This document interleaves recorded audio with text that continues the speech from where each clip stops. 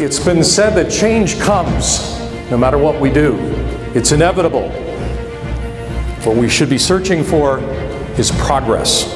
And I know everybody in this room is very concerned and interested in that word in your industry with the challenges that you face today.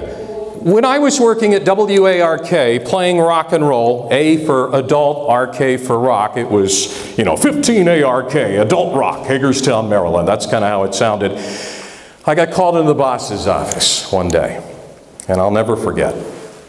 And anytime you get called into the boss's office, especially in radio, they didn't usually praise you. It's not usually like, we're going to give you a raise, Andy. We love what you're doing. We're going to pay you another $10,000, $15,000 a year to play rock and roll music. That's not usually what happens when you get called into the boss's office. So I'm a little, kind of feeling a bit intrepid, I guess, as I'm walking into the boss's office. And he sits me down and he says, Andy, we're getting rid of the rock and roll. I said, what? We're 15 ARK. We're a rock and roll radio station. We're getting rid of the rock and roll. I have this vision. AM radio has got to get rid of the music. It's got to go towards talk. I said, talk?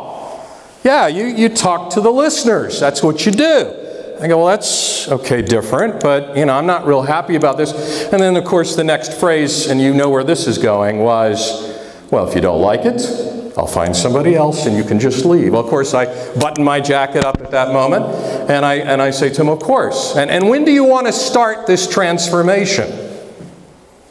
Tomorrow. Tomorrow morning.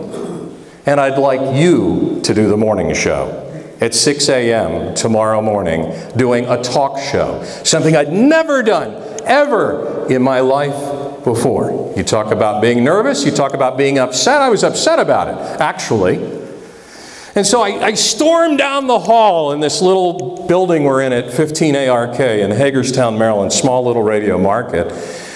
And I go to the first turntable I can find as I'm going on my air shift, which was about 10 minutes after the boss's conversation. Not exactly a great way to go from that conversation to, hi, Andy Thomas, 15 ARK, great afternoon here in Hagerstown.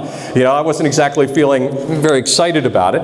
But I wanted to make a statement to my audience, and I'll never forget what I did. I pulled out a record, and if some of you have it, hold on to it, because it's worth a fortune.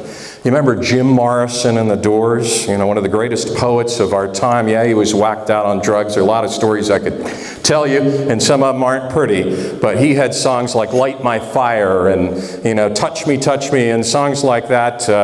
But he had one particular song that was called When the Music's Over. So I very symbolically grab this record, I stick it down on the actual turntable, and symbolically to my audience, I say goodbye to rock and roll.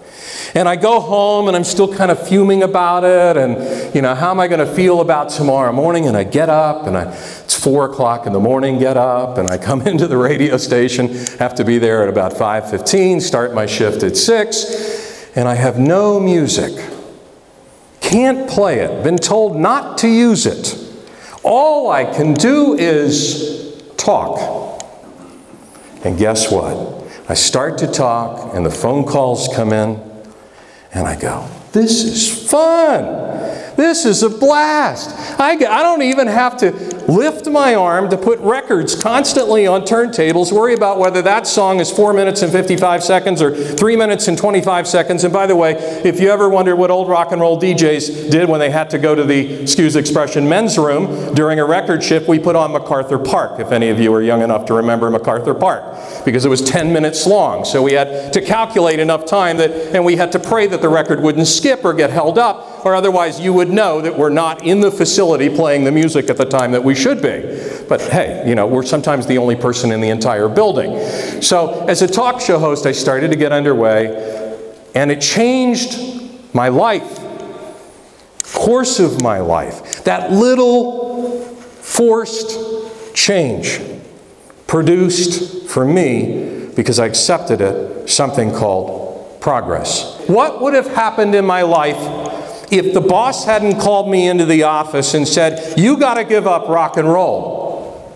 Don't know. It would have been a different world, a different life, and I wouldn't have ended up where I am now. What would have happened to me if I hadn't have been let go in Charleston, South Carolina, and I ended up at Goodwill Industries doing something very different than I've ever done ever in my life before running a staffing agency? It changed my life.